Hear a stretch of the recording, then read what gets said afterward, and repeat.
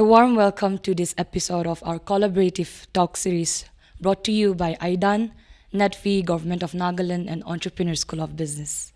Today's theme, Performing Arts, Evolving Creative Expression, Monetizing Talent in Music, explores not just the art we see on stage or hear in studios, but the complex and often unspoken realities of sustaining a creative life.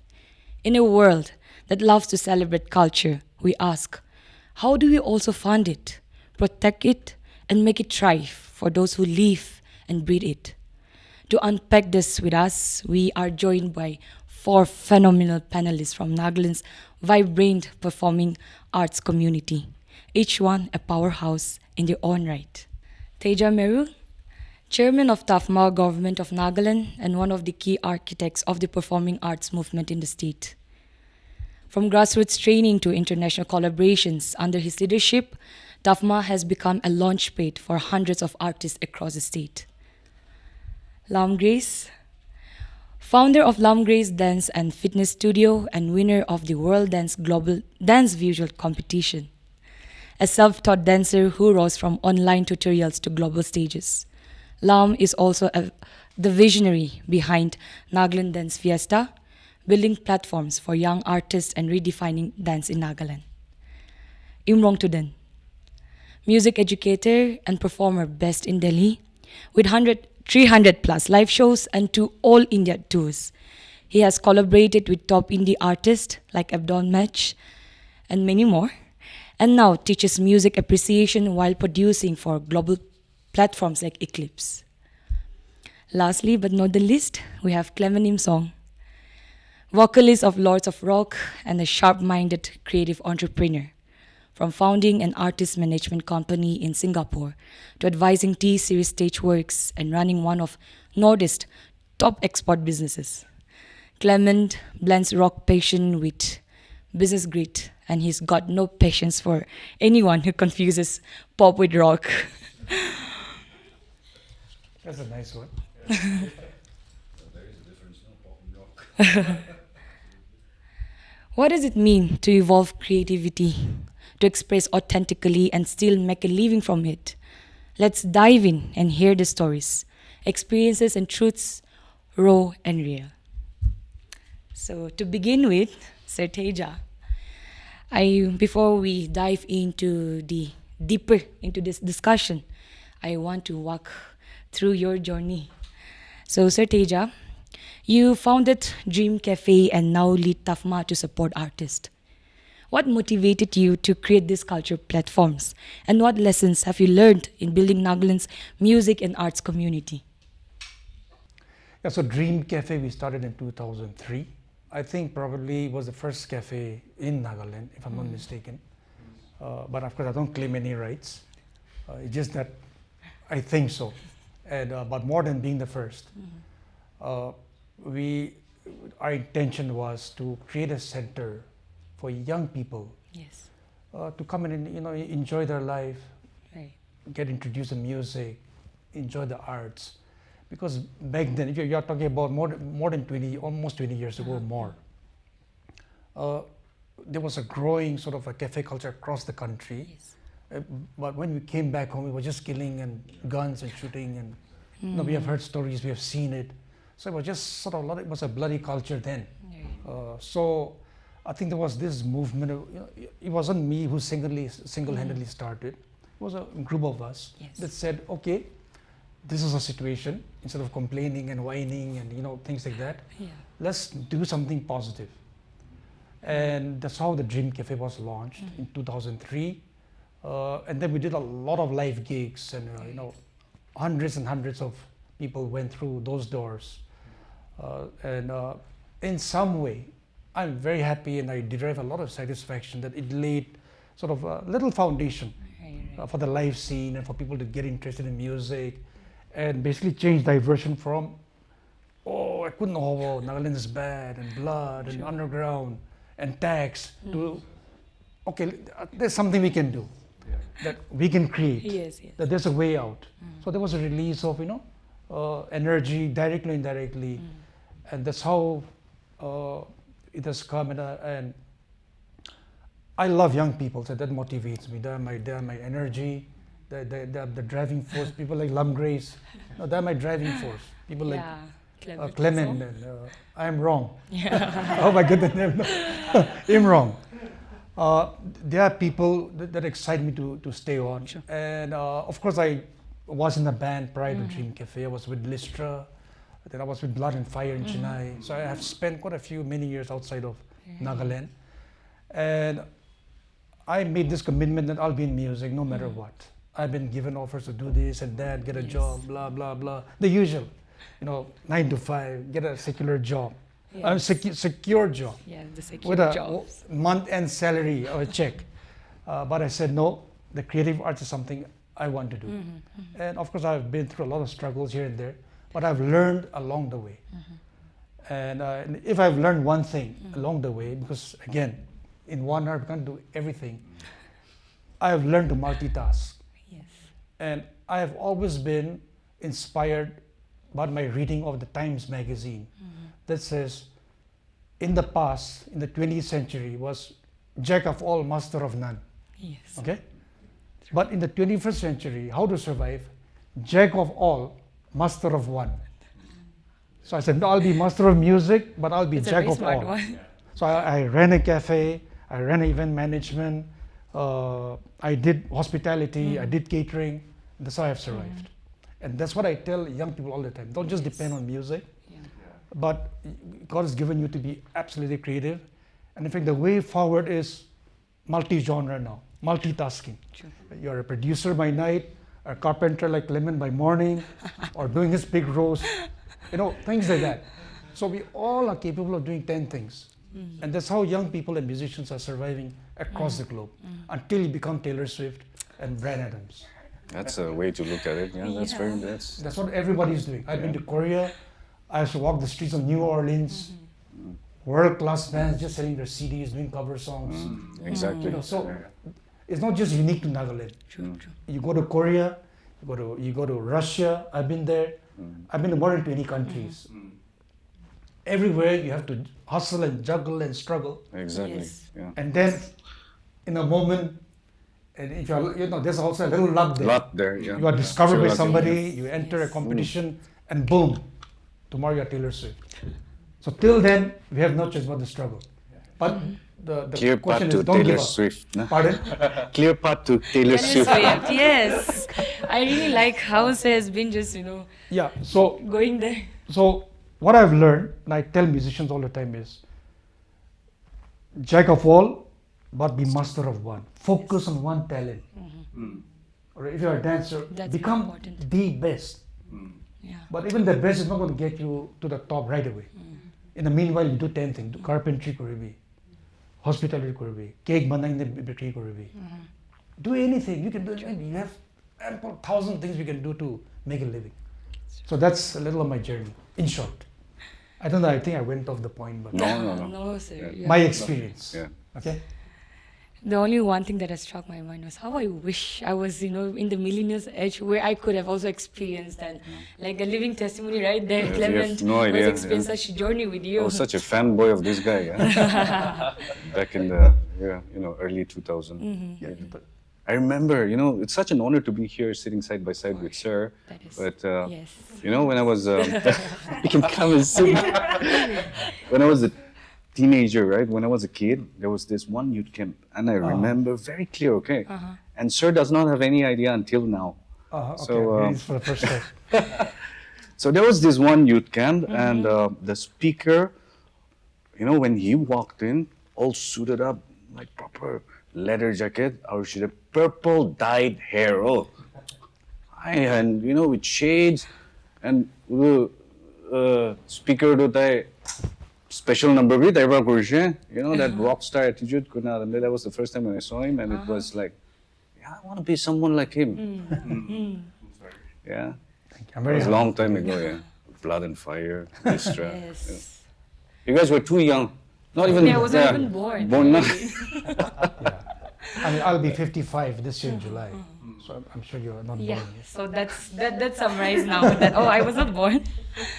Nevertheless, Okay. so, that has been such an You know, I mean, like we were mentioning earlier also, such a power pack, each of you. And I'm really looking forward and excited how this conversation is going to unfold. And definitely after this talk show, this episode, I am going to request for a cup of tea to sit and have more discussions with you. Pleasure. Yeah. So I want to move in with Miss Lam Grace. How are you? Good, Good. good, very good. So how do you feel, you know, sitting close to such amazing individuals today? It's such an honor, Of course. and yeah, thank you so much for having me to be a part of Yeah. these people, you know, Yeah. wonderful, great people. Yes. It's such an honor. So thank you so much. It is our honor too. Thank you so much for being a part of this discussion. So, Lam Grace, let's talk about your dance journey. How it all began. You began dancing seriously. You took the dance career after the college. So, teaching yourself from videos and then having won the international competitions. Can you share us the key milestones of your dance journey and how these competitive experiences have shaped your growth, not just as an artist and also as a person? Okay, so my dance journey is like very interesting. It's very long, so I'll cut it short. I'm all ears now. So yeah. So yeah, I'm self-taught. I'm a self-taught dancer. So there was no dance studio at that time. True. Yeah, so we didn't have any opportunity to take any dance classes. So how it all started was we started watching some dance movies. Yes. That time I think 2008, 2010, 12. That's how we started getting into this hip hop dance. So we just try to copy every move that we like. And one of my favorite movie was Step Up. Ah, yes. Yeah. That That's one of my favorite dancing too. in the rain, that was the Yeah. best thing. So it really inspired, you know, that generation. True, true. Yeah, our generation. And then Jabawokis was there. That was our favorite.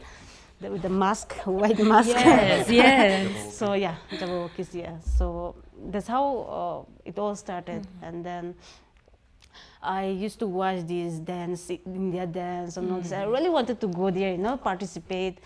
And all my friends were only guys, you know, my dance crew, guys. So I got into this, and then I really got into popping, the animation, the robotics.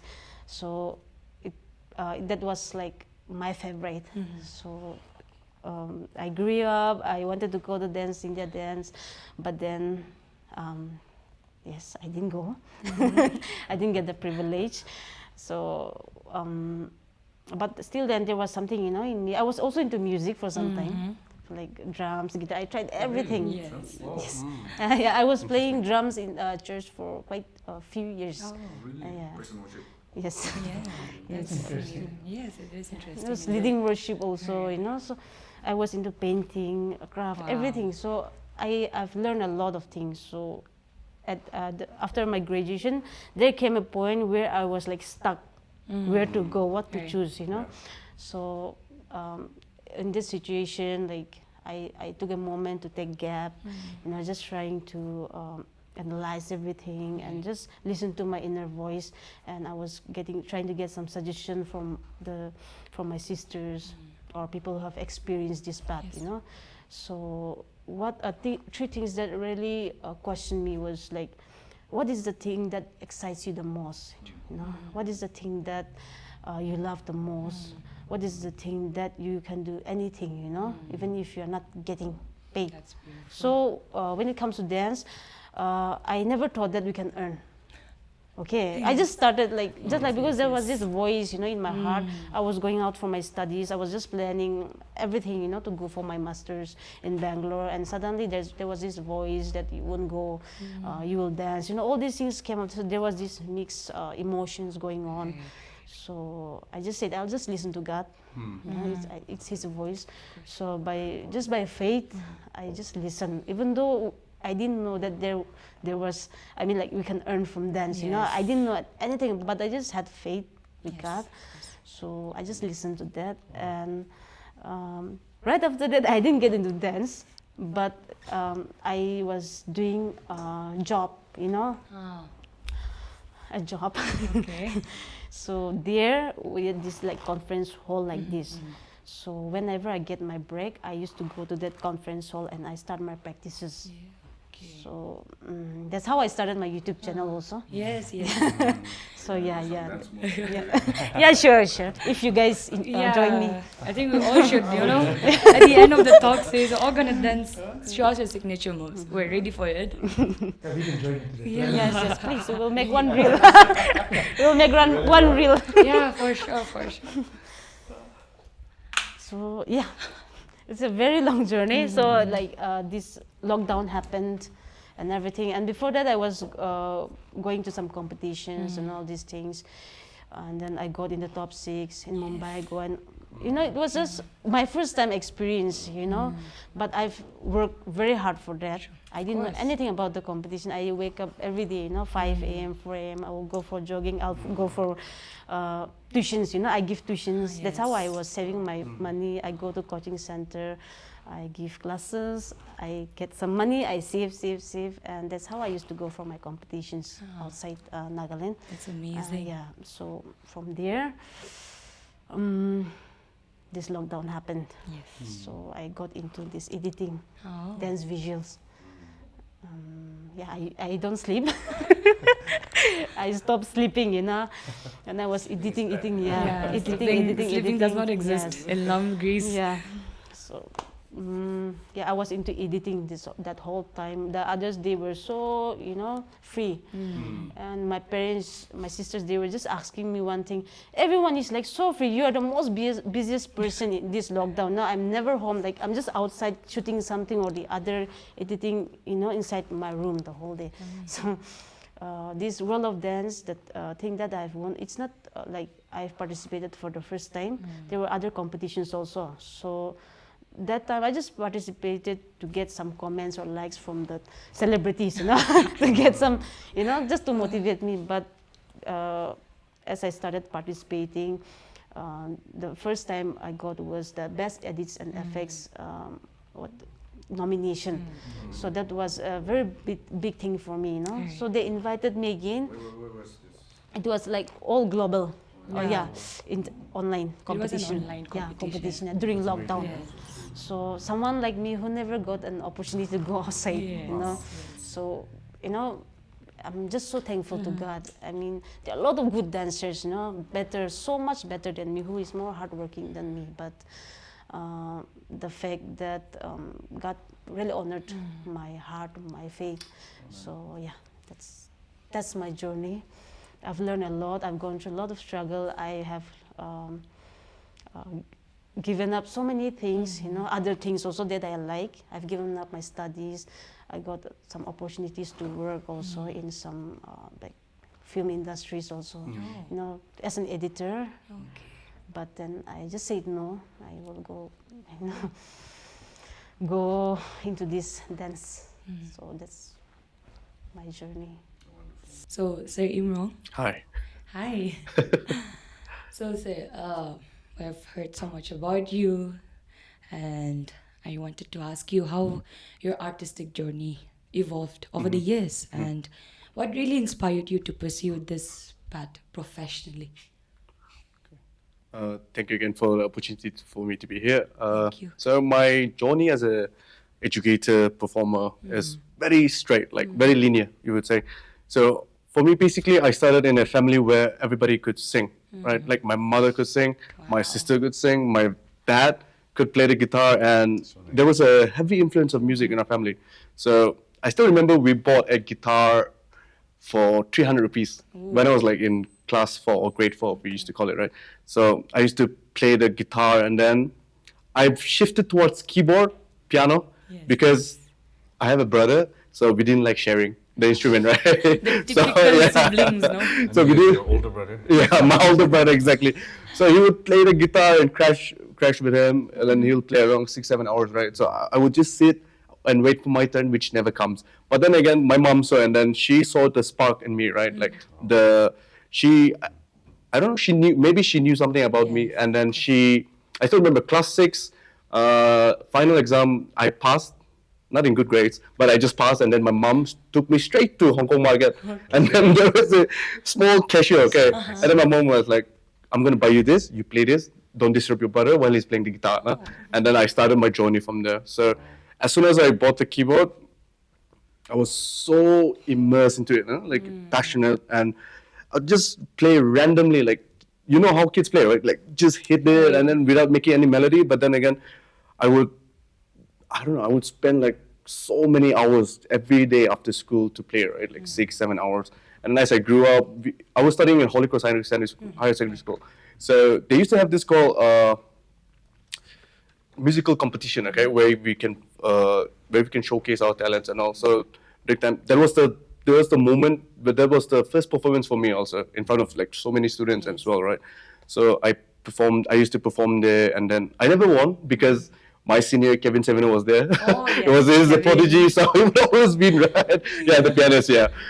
And he left, and then I started winning, and then So your competition yeah, my level competition there, level, right? yes. I'm like, but then again, he's a very good senior. We still talk. He's a great doctor now in London, and yeah. After that, I started to go towards church music, and it was a very good opportunity for me. I have my brother to thank me for introducing me to the local church, or else I never go to church. And I started involving myself into worship, playing the piano for worship. We call it CY, Child Youth Education Program, right? So we used to go there. I used to spend most of my time, and then that is where I started to hone my skills and practice, right? And then there was exactly till 12th grade, and then as I ventured out to Shillong for my college, there was a time when I realized I was very interested in this sound design and everything. My curiosity was so big that everybody would tell me to shut up, right? I would just sit quietly and then just not even care about what people say. I would like listen to a song and then I would like, how is this guy playing this? How is this guy making this sound? How is he using this? Like, how are they even producing this, or how are they recording this? Like just now, also, I was just like visualizing how are they even like recording all this, right? It's like I wanted to know, right? Which is I'm gonna ask him later. And then that was the journey where I started from college, where I started to produce music. It was, and I started with being a lo-fi artist, like very low-key lo-fi artist. Lo-fi is basically low-fidelity music where it is very chill, easy to listen to, and it is usually kept on the background to listen while you're studying or doing something when you're focused in, right? So I used to produce that, and then I first released in SoundCloud. I used to release a lot in SoundCloud, and then I got more into more commercial music because obviously I didn't want to study my college because I wanted to study music, right? But my parents, they told me you need to get a degree, and I did English. I did my English honors, and then meantime I was doing the music production, which kind of affected my education. And then COVID came, I left for Delhi because Delhi was kind of like, There was no COVID. yeah, over there for them. Yeah, so I was there. Safe. Yeah, so I had a break. I had a 2-year break of no college, and then I was just honing my skills on production and also doing some mixing and mastering stuff like that. And then my big breakthrough came when a shady company from Europe they just called it Music Library. Okay, they approached me and like, I need 5 songs. Can you give me 5 songs? This is the contract. Just make 5 lo-fi songs and sell it to me. And that was the biggest paycheck that I ever got. Yeah, that was my first time getting a paycheck. Right, it was around 300 euros or something. I was like, wow, right? And I was a student. I didn't even know what to do, right? And then Shillong played a really, really big part of my life, like as a performer. That was the first place where I did my gig, and I got only 50 rupees. Okay. Shout out to Loyal. It was a small cafe, and then management wasn't that good, but then again, it's okay. It doesn't matter anymore. But I'm very happy that even though, see, like I never wanted to be in Shillong. I wanted to be in Bangalore, right, where my brother was. But then again, God has a plan for me, right? Even if I was fighting against God's plan, but then again, I started like, okay, I'll just stay here. Huh? And then I started to work, and then I started to meet other musicians in Shillong. Most of my friends artists are from Shillong, on the band rap, all this Rebel, Melbourne Folia. Yeah. So Loyal used to take me around, okay, take me around. He used to travel around and play. He started busking, so he used to take me around with him, and I used to travel with him, like just my keyboard, one bag, yeah, just busking and play around, and then suddenly he gained a bit of notoriety, and then people started hiring, and then we started doing shows. We did in Weekend Pune also, and then stuff like that. And then and then I came back to Dimapur, and then music scene was kind of pretty dry here. Like I came when Jam Tree started their events. Like they had a monthly event of genre stuff. Okay, so I played there. I played there once, and then COVID came again. The lockdown came, and then everything was like dry. Yeah. And during that time, I had this passion of sharing what I will learn to everybody. You know, like I really wanted to share my experience and also share what I understand, no, to everybody. So I was just, to be honest, I was just praying, and then I was like, I don't think I can survive with this, right? Like, I did a lot of odd jobs also. I worked with Udiatsung with his sound for like a couple of months. I did photography with Pixel Stories for a couple of months. Like, it was random things, and then by the grace of God, somebody just called me randomly. Okay, his name is Ukulanu. He's some guy he's a pastor in Delhi. He called me, and then he's like, Imrong, there's a opportunity for you, and then do you want to work in a school? And I'm like, I think that's like my calling, no? Like I wanted to share, and what's the best place to share, no? To kids, no? And then that's how I started my journey over there. And I enrolled in Heritage International Experiential School, and it's been 2 years. I have around 300 students, and I love them so much. I hope they do to me too. I hope they love me too. Do you want to say hi to your students? Yeah, say hi. Hello, everybody. Share your video. You're Please still share the here. video. Be a good student. Yeah, be a good student. Don't miss me so much. So he's coming back soon, so don't worry. Wow, Imrong, I think, it's an honor to, have known you. Yeah, absolutely. Yeah, and then I've Likewise. also witnessed your journey. And as a friend, I'm really proud of how your journey has, evolved over the years also. And it's very true that, God is the answer, and absolutely. God is our friend. Even though we try to fight, against God's plans also, at the end, it's God's will again. So, Absolutely. yeah, it's amazing how God has also really played the role in you. And then you are a living testimony in our friend circle as well. And again, I'm very proud of you. So keep going. Yeah, Imrong. amen. Thanks a lot. So we'll discuss. But now, moving on to Sir Clement. So, Sir Clement, night at so Horse to Raginazden içine. you should have gotten some of your props over here. I know, right? So, Sir Clement, having grown up and performed in Nagaland, how has your local cultural background and the state's musical heritage influenced your style and identify as a rock musician? First of all, I am a retired musician. Somebody dragged me out from my retirement. I don't know why, okay? And which is why I'm here today. Means come back. Yeah, this is a sign of you to come back. I think in a lot of ways, Sir would also relate to this, but at one point in time, there was music happening everywhere, nah? Sure. And of course, the culture was completely different, okay? For us, it was like rice beer dukan, couple of rice beer, and then go to concert, have a fight, and come back home. So, but that was not my influence, but I guess, yeah, growing up, watching our older brother, cousins, all into music, I think that was a good influence. I have another question. Okay, please. I've been a fan of you hosting the music festivals. So, as the host of Nagaland's Hornbill International Music Festival and Rock Contest, how do you view the role of such festivals in evolving the creative expression and expanding the audiences for rock and other performing arts in Northeast? Right. When was it? I think it was back in 2018. Hornbill, Oh, that was like a milestone in my, as a musician, because it was it was fun, really.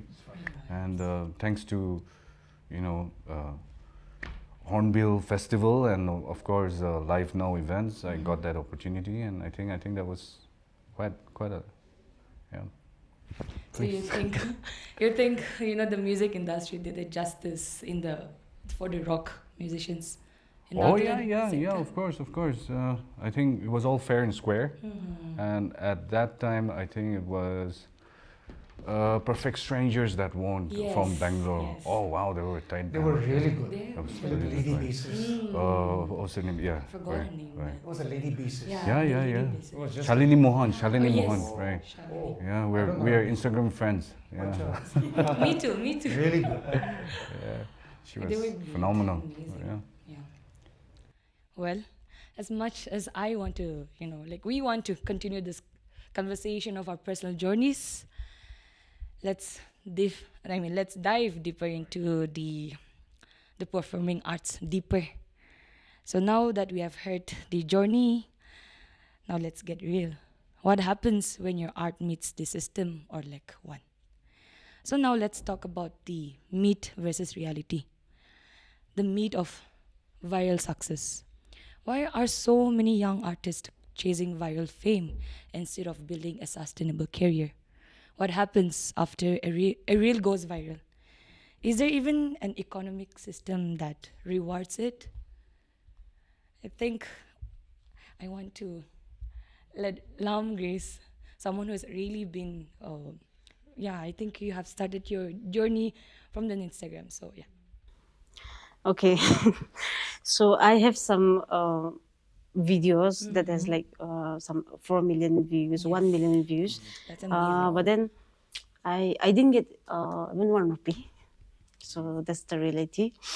But we don't upload. Okay, personally, I don't upload my videos to get viral. There are some like songs that is trending, and then for us, we are running a dance studio. So we want to make our students happy. We want to make our clients happy. So we just use that song for fun, you know. But when it comes to like as an artist, song is very important for us, you know. So these viral videos, these are important. It really helps you to connect with a lot of audience, but it also depends on what kind of viewers are watching your video. You know how helpful it was, you know, for you. So for me, there is like pros and cons. So it's not like it has to go viral. As long as you have like 1,000 views, 2,000 views, as long as it goes to the right person, to the right audience, then I think that's also very that matters. Yeah, knowing your most. audience is really Yes. important too, and the context. Anyone would like to supplement on this, because I think this is something that has to be really educated also, especially now that it's buzzing for our Naga people. So just a suggestion or just a thought, but I think you can't plan a viral video. I don't know, according to me. Yes. Really? We could, Really. I'm sure we could disagree. That's what this talk show is all about. Yes. But sometimes your best reels will not get any traction. It's just a very stupid day to day, I'm cooking, and it just goes boom in millions. So it's very hard to also, determine exactly what makes it go viral. I'm sure there are some tools. You hashtag, you get a collaborator. A lot of those things are there, which does help. I think so. We don't, according to me, we can't plan. But let's pray that it goes viral. But even if it doesn't make the money immediately, it gives you the optics. It gives you the eyeballs across pan India, across Asia, across the globe. And one day, we never know, it might come full circle to support you. And just when you think like it's all over, you might just get a call, come and say, can you do this 5 songs for me? I'll give you a 300 pounds check. So social media is important. Keep getting it, keep making, not just because we want to make it viral, but keep creating content. Like Mr. Beast, who is the most followed on YouTube. He posted more than 400 videos before he became big. Yes. So he would have given up at 300 charity. I'm not making any money. 399 then. Pardon? Yeah. 399. Yeah. So 400 plus videos. He's the biggest name today on YouTube, Absolutely, earning I believe. billions of dollars. Yes, yes. So we have to ask ourselves, have I posted even 100 videos? True. Have I made 5 reels? And I'm already getting tired. We're in a culture where people do not. We're very delusional about that. No, like we're like internet made it so easy for us to realize that we can go big in 1 second. Like, Yeah.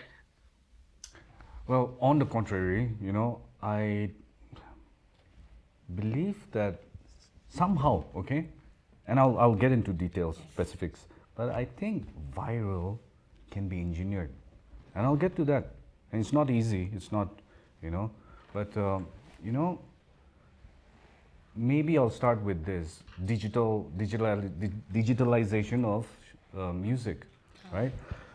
Back in the days, and Sir would relate to this. Back in the days when you make an album, right? It was a big deal.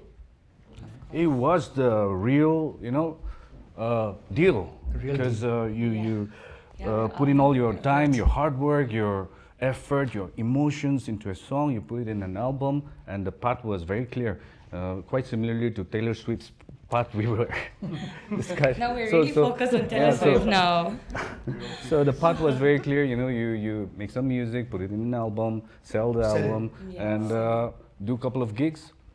But what happened was, right now, nowadays is a completely different ball game, right? Today, with the collapse of album sales, you know, and dominance of platforms such as, you know, like streaming platforms such as Spotify or YouTube Music or, you know, Apple Music, it has just made that method obsolete. You know, it doesn't work for you, it won't work for anybody.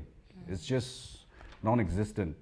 And sadly, you know, music exists nowadays as a more as a content than a commodity. You know, it is not something that you can sell. In fact, music is, I would consider it like a business card. It's merely just a business card to show people who and what you are, right? It is not a tangible product anymore. And by tangible, I mean you cannot touch, you know, you cannot grab hold on to it when you buy an album. That is what we used to do, you know. When you buy an album, whether in the form of cassette or CD, cassette. So, because you know what, Gen Z, okay, right now will have no idea what we're talking about, you know. I do. Hey, I'm Gen please, Z. I have do you know this seen a record? Yes, I Like, have. okay, but you know, when we bought those albums, right, we would rip it open and we would have a good sniff. Yeah, it was tangible. It was that good, you know. And yeah, it was a possession, right? So you know, it is no longer that. It's no longer in a physical form. In fact, it is something like as if it has gone just all of a sudden spiritually jai. So what means, you know, what does it mean? It means that music is now rapidly consumed and often passively, you know, and you know, sharing music, well, no doubt it has become easy, like you said, you know, sharing music. You could probably make music in your bedroom and upload it using your cell phone or your laptop, and boom, just like that, it's available all over the world for people to see. But getting noticed, okay? Getting noticed online has become so difficult, unlike before. And, you know, the internet is a very, very loud place, okay? I think that's a good analogy to put it. It's a loud place, and unless you have a huge following, unless you have a marketing team or a huge budget to make it go viral, because you can, right? Your video might just, you know, get disappeared into this thing called the internet void, okay? And you'll have just maybe just 100 views, and the video will be stagnant. And that is you know, that is the reality here. You know, digital music, of course, no doubt it has opened doors, but it has also made music feel more like disposable, right? Yes. So, yeah. And over here in Nagaland, you know, another challenge is that it's not about just making good music anymore. You know, it is about surviving as a musician in an economy where they offer more claps than cash. Oh yeah? clap That or is the pet botan over mogan. But We're coming that is there. we're coming there. But I just said it out, you know, like Yeah. foreshadowing what we're gonna discuss. But Thanks that to is you. that is the you know, that is the you know, ugly truth. Anyways, you know, I'll just give you one thing, okay? Where this new model, where viral is fabricated, where it can be worked out. You know, a good example of this new method, okay, where, you know, that project did not require an album, okay? It never had any following, right? It didn't sign up with a record label, but it was a project, it was a music video, and it took the internet by storm. It just crashed the whole internet. What is that? Guess. What music video or what, yeah, okay, it's a music video, it's a hint. What music video would that be? Is it from Nagaland? Yeah, please. He's like, no, at all, no? Come on, guess, come on. Okay, a hint, 2012. 2012. Come on. Believe it or not, you know what? That was Gangnam Style, yeah? By Psy. Oh, yes. Really? You know, It's Gangnam it's not Style. just it wasn't just a viral fluke that happened accidentally, okay? Guess what? You know, it had, in a way, it had all the right ingredients to be a calculated success, right? For instance, catchy, very catchy dance, right? Cheesy and catchy dance, ridiculously catchy chorus, right? What was that? And over the top, like music video, which was just too hard not to share with friends. No, man, True. yeah, that's like, mind blown. Still the top one in YouTube, I think. Still Yeah, It is, yeah. it is. And you know, I'll tell you one thing. Behind the scene, guess what? Reportedly, even the government of South Korea was involved. Really? To promote Korean K-pop culture globally. You know? And that you wouldn't have, you know, in a way realized it. But it was actually very well designed, you know, fabricated. And this global sensation with billions of views and, you know, media coverage, back-to-back gig, and, you know, a 5-year-old kid in every household doing that annoying little dance. That was all designed to do. You know, it was all made to do that. So, yeah, did they plan the viral? Yes, they did. But number one, they had the government backing and they had a huge, you know, marketing push.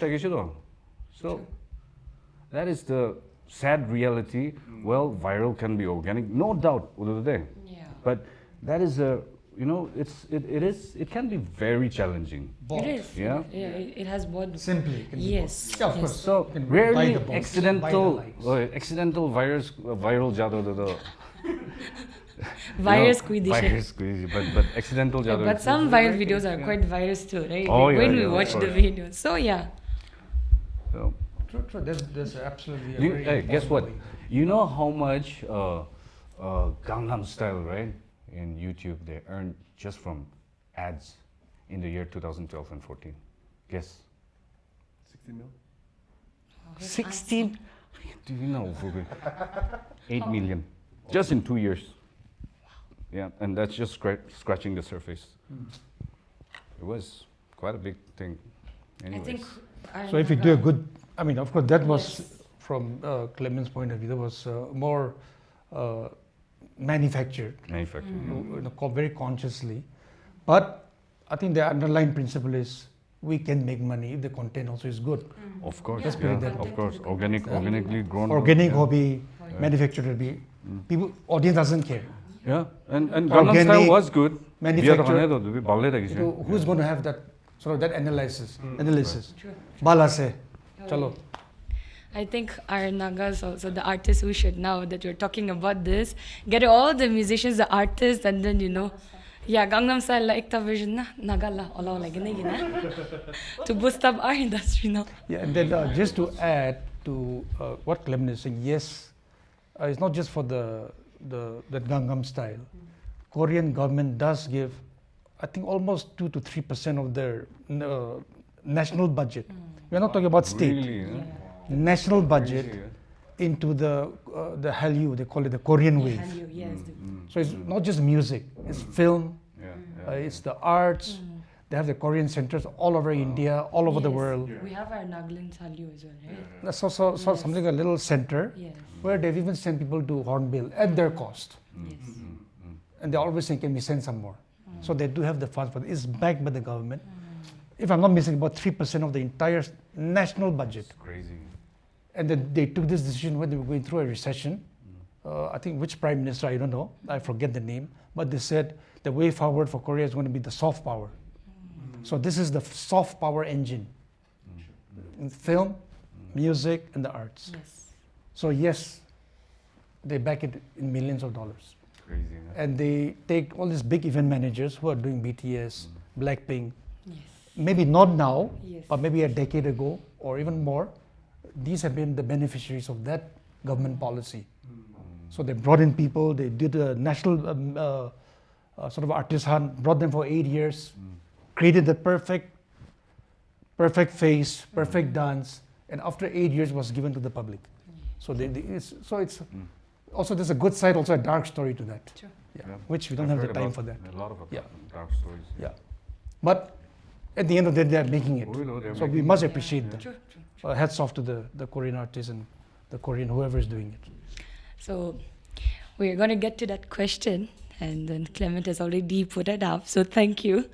So we're going to talk about the artist here in Nagaland that receives the standing ovations, okay, but not proper payment.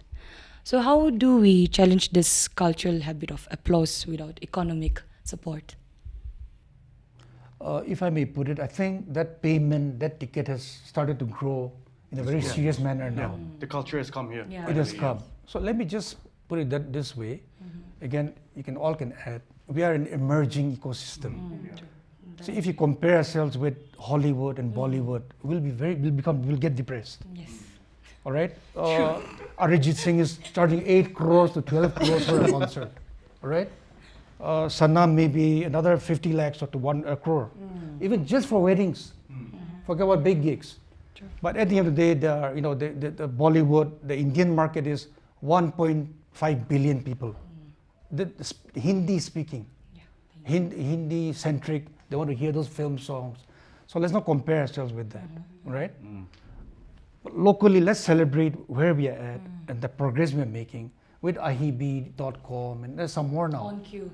Yeah, many have come in. I think there's a fantastic trend that is starting to grow. Yes. Tickets might not be, it's 150, it's 500 today, but I can guarantee in a few years it's going to go to 1,000, 3,000. So that's how an ecosystem emerges. You can't just say, boom, we just want to arrive, and the artists want to be earning lakhs of rupees. And there are many factors to that. We don't have a film industry to feed our artists, or like artists to feed even the film industry. I mean, there's hardly except for making documentaries, which Doordarshan or government will give some patronage. Private sector is near zero. But these are all trends that they will grow. The good part about Nagaland is we are on the right track. I feel you can add to that. We are, as young people, very creative. You can see it in the type of music videos we are making, the type of reels. On the Meta, I worked with Meta India for the past 2 years at Hornbill. They have great respect for our influencers. In fact, every influencer meet us in Naga. Imna Sinla, one girl, no? Is right there. She was just in, Yeah, no, the not the Meta guitarist, Imna The Dreams Unlimited. Dreams Unlimited. Yeah. I saw she's just in Mumbai for the Yes, Meta for the meet. Meta event. Rafael was invited just about last month to be in Meta meet. So when we think about the influencer or this creative content creation, I think Northeast has become also in the zone of the world. And they interacted with the Instagram head. So these are just little trends that show that we are getting there. So to anybody who's watching this, don't get discouraged. We are getting there, we will get there. And this is how it starts. Yeah. Don't compare with Bollywood, that's not the right model to compare yourself. Unless you want to do Bollywood. Unless you want to do the Bollywood. Live in Bombay. Yeah, live in Leave your Bombay. house. And there are go down to success Bombay. stories. Naga musicians living in Bombay doing good. you Yeah, know. Among Jamir. Among Jamir, He's doing yeah. very well. Doing all Bollywood, Yeah, we know. doing weddings. Yeah. Very happy for him. So if you want to be on that line, please go to Bombay, rent a house, go through the grind, and you'll make it. There's enough room space for everybody. But if you're going to be I here, want to add to that, please. but more from performing musician point of view, because there can be, it's very vast, right? Earning out of music. He's doing one, and she's doing another one. Yeah. So, well, see, it's not what music does not pay anymore. Number one, you have to understand that. It is what it leads to, right? So it can lead you to a collaboration with a brand or a product, It could get you a business deal. It could even help you, sell your own merchandise. And see, breaking even, I mean, during our time, it was a different scene. That was just 7-8 years ago, and breaking even has been a real challenge. And I Loss. yeah. during our time. Yeah, loss. Loss But after but loss. more or less, although it would be kind of similar even right now. But what I can say, for my band, we started to realize this at a very early age, okay? So for us, in order to survive and be consistent, we had to, change our strategy, business strategy, that is. So what we did was, a lot of people complained, not complain, but a lot of people say, why? What we did was, instead of coming out with a new song every now and then, a song which might not get played, a song which might not get paid, we started focusing on songs which people already like. So which was classic rock and 80s rock, kind of songs which makes a middle-aged couple, a husband and wife, sing all the chorus part there. So, yeah, as funny as it sounds, those were our target market. See, as a businessman, you should understand what your target market is. True. So why did we choose that particular genre? Because you know what? People in that target market, or demographics, age group, had more spending power, right, than the college kids or the school kids. So that is why we decided, okay, let's target this market. And at the same time, we were rehearsing, back to back, and every performance that we do, every gig, we would take a video of that. We would go back, in our jam room, and like a school, we would look at it, we would practice, pint out the errors, and just try to retune, refine. But our priority at that point of time became very clear, right? As an artist, it is important that you have to make priorities, and our priority was the audience should have a good time, True. right? At the same time, we'll have a good time, and maybe along the way, we started making money, and that was it. Nice. That's a Thank beautiful you. story. I like your target market. No, absolute. But it was intentional. business. We know. So if you don't have that target, We know. you're not going to hit anything. Yeah. Huh? True. If you don't know what you want, We know. You're You cannot finished. create like 100 Game over. target hoping that it will hit one yeah, target. No? and just make a reel thinking you'll make some Right. money, Right. YouTube, shorts. No hobo. Hobo bhi pare. But that's a big question mark. Hobo bhi pare. I like Jyoti. that, sir. Jyoti, but that's too much of a risk. I like Okay. the concept of your target audience. That's beautifully put. Thanks. And they knew exactly what they want. That's why they were, of course, I hope it gets resurrected again. But Yes, we're really waiting on the the comeback, few years sir. that they did, Yes. I would say, without any flattery or exaggeration, that they were one of the most successful bands. They Oh, opened thank up. you. Their acts was a pleasure, a joy to watch. Yes. He had the package, the tattoos, the beard, the long hair, the Taylor. Get tattoos. Who's the Want to Taylor? be successful, get tattoos, na? What's the Taylor? What's his name? Not Taylor Swift, the singer. Steven Taylor. Steven Tyler scarves Yeah. in front of his mic. I'm going to put na mushule gane rakha sa solo. To towel rakha to over beer. By the way, to us it looked like there was also a fashion statement. Yes. So I think it was well designed Thank you, and yeah. thought out. And I'm sure some of your songs are still on YouTube. I'm sure. Huh? Yeah, yeah. So for all those watching, please type lots Can of I rock. share a little secret See their regarding videos. this? Please, Yeah? please do. Okay, so a lot of people ask, and nowadays, there's a lot of bands uses intro music. During our time, very few bands had intro music. We were one of the first. But the reason why, and there is a business side to it, and I will get to that, why we use intro music, right? So, there is a little bit of science of mass psychology there, okay? When do you ever count down? When there's an auspicious thing happening, right? Or like a celebration. So we use that, and then we incorporated it with our intro music.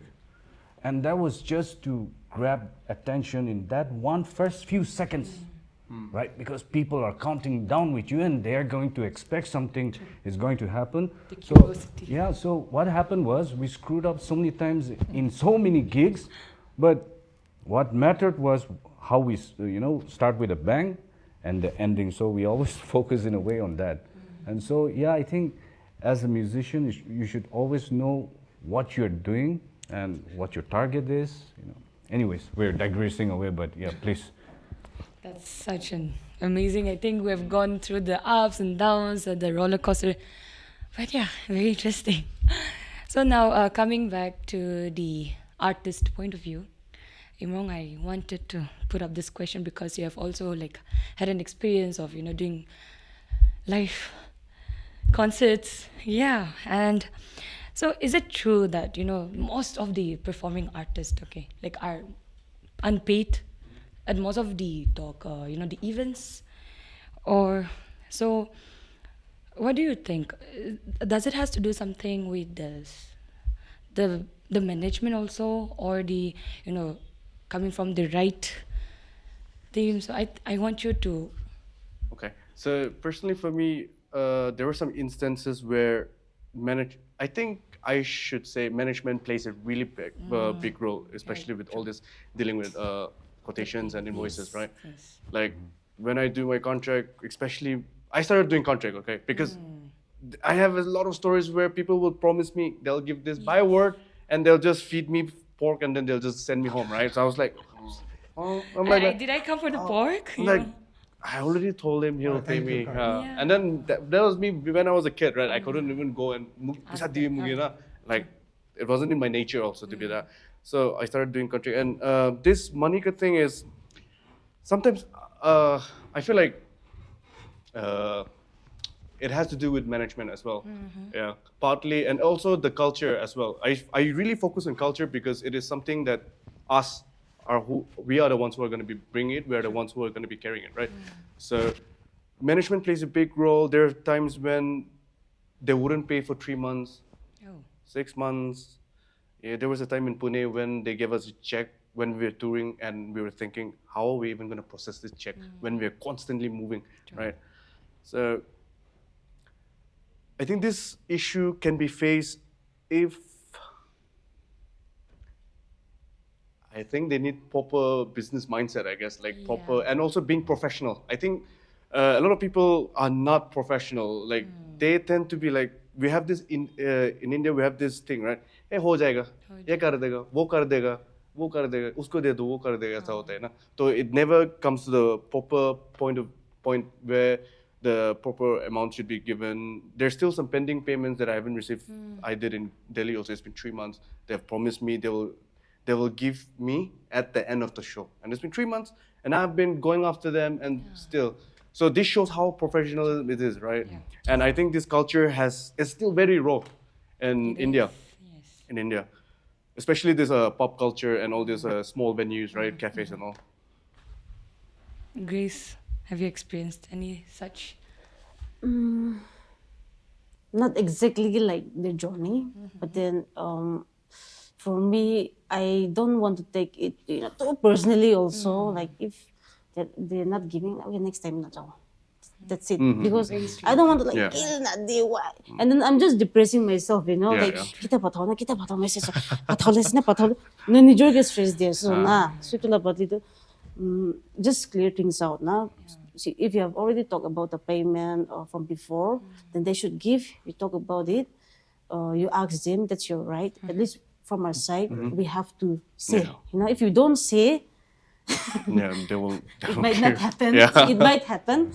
So sometimes, you know, it's better to, you know, like, okay, that'll we share. Nah, sometimes that's more better for Letting me. go, yeah. Yeah, letting go. Next time that I won't do. And if they invite us again, we can just say these things. Nah, like last time like we panay, this time do it. And then so we can Dilarang di. So it's really like really give us stress. No, it's like someone taking our baki and then not giving us back. So it's for our best. It's very sad, yeah. I think I agree with Imrong. This culture of proper contracts. Again, we come back to we are an emerging ecosystem, and these are all things that we are starting to learn. Yes. So I'm seeing it very positively. Just for example, the IPRS, you know, proper this entertainment rights for artists. We have just started to host those workshops. Whereas it has been there for, you know, decades or even more. So our eyes are just sort of opening up to those things. And now, even as a department, we have signed an MOU with the IPRS. We have a sort of understanding. So they're going to host more workshops, not just in Kohima or Dimapur, but in Mokokchung, Woka, and wherever we open up that avenue. So, and this takes time. And totally I agree with you, we need to be more, not just for the music experience.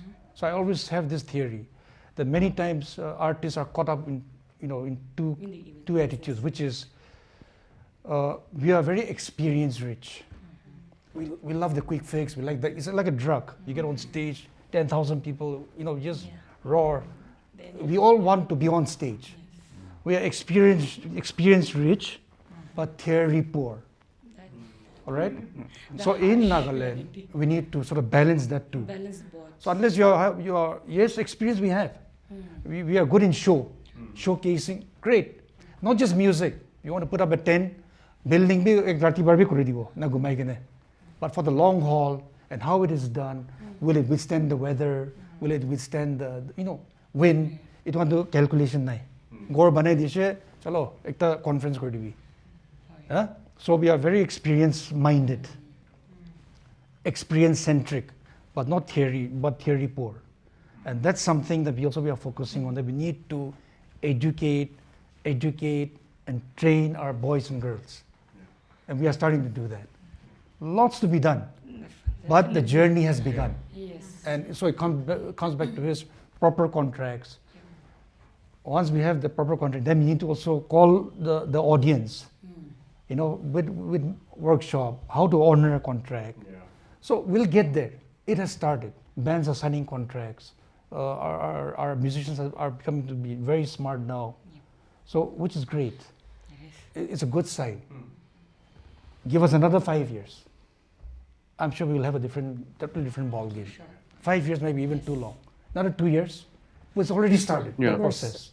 Yeah, I think, like I've said before, during our time, we didn't even know that we used to earn from dance, you know. So I think over the past like these years, we have seen this. So much of you know. growth, no? So I'm giving my rent, you know. It's my daily bread now, you know. So I think, yeah, it's evolving. So yeah, better days to come. Absolutely. Kind of hot for us. Yeah. And every thriving ecosystem had their beginning. And I tell friends, you know, let's not get too frustrated sometimes with the present scenario, because we have just come out of headhunting just 60 years ago. People have been on it for the last 100, 200 years. Yes. 18th century, but Yeah. first world or industrial age. Fast adopter. We are too fast. So which is the good news, It is one. right? So from nothing to India, Apple phone chola ase to.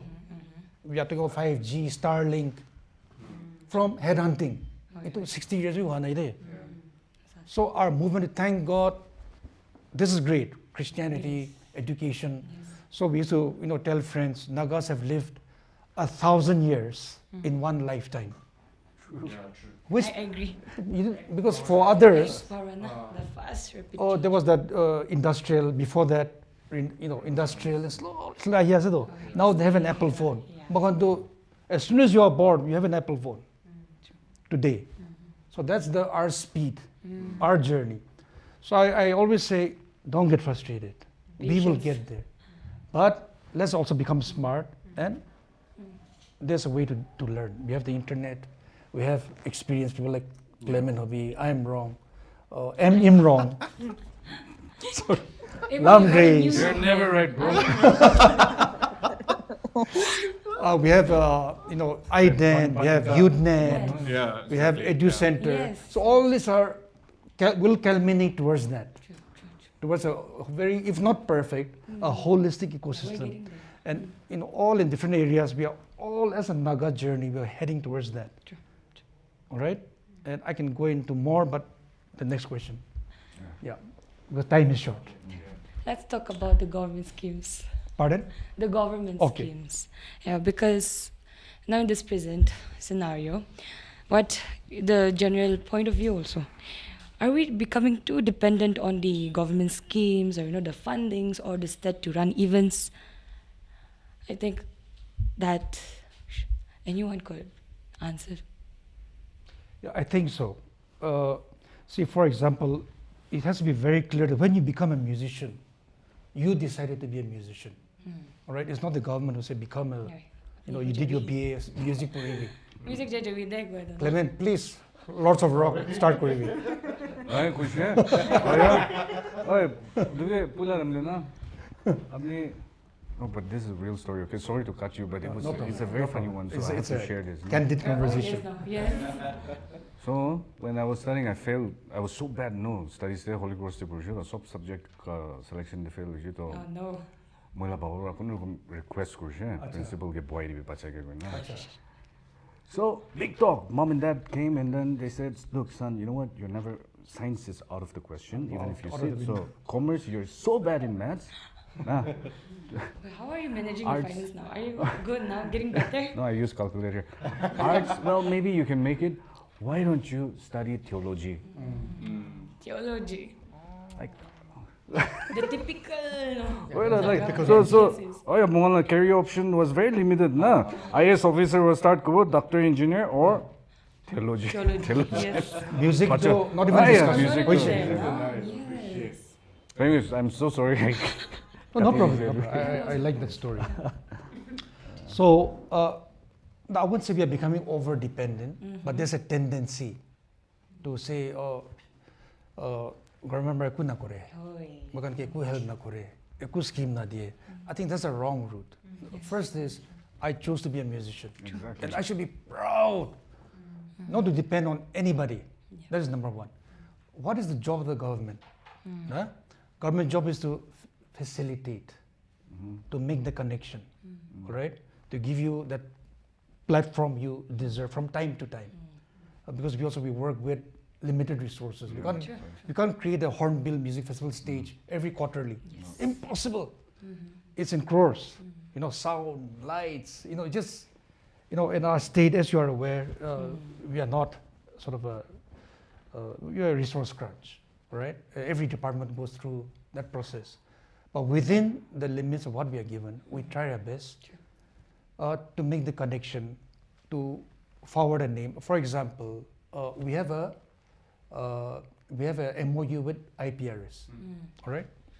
I'll just share one because stories work better.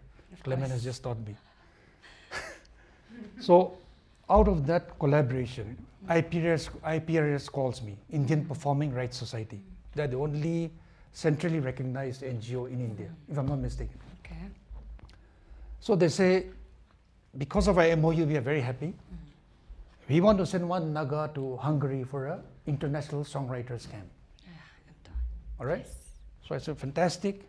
Chalo, I will nominate one of my artists. And because of that MOU, Abdon Yeah. gets his flight to Hungary. He has worked with some of the biggest names.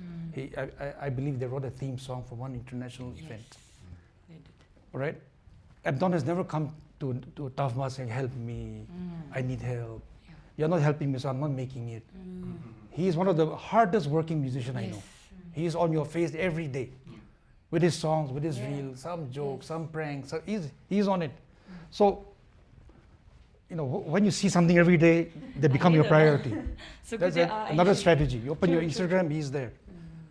So we connected him. So that's my job as a government department. I did not give him any money. I make that connection for him. He goes to Hungary. What he makes out of that connection is his responsibility. True, true. Yeah, I agree. To perform Hungary, go to the US, get a tour of Europe. If he gets that through this collaboration, through this friendship, because all are big music producers. Yes. So if you're able to do, I'm sure he's a very smart chap. So I'm sure he's already Yes. doing his So groundwork, he's working on it for sure. working with quietly, Yes. which he does very, very well. He's So really good at that. if he can do that, then I'll be very satisfied. And he's not asked for anything till today. You know, so we need more role models like him.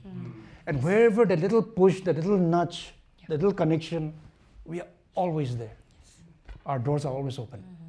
That's why I say you work hard. And sometimes, you know, some artists, we are just sort of, they didn't come, we just say, come, pathai dibo, kori dibo. Yeah. Because we can tell they're working so hard Yes. without coming to us.